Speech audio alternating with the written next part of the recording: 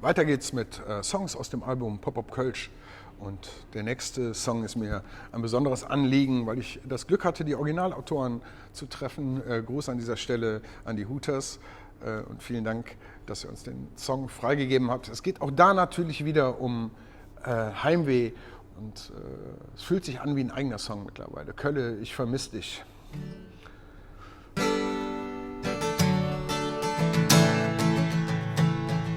Freiheit kann auch schwierig sein,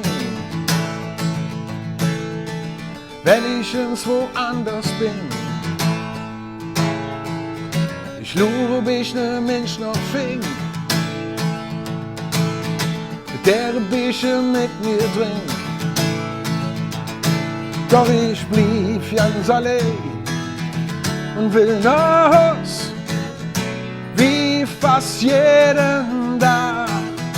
Doch es blieb wie das.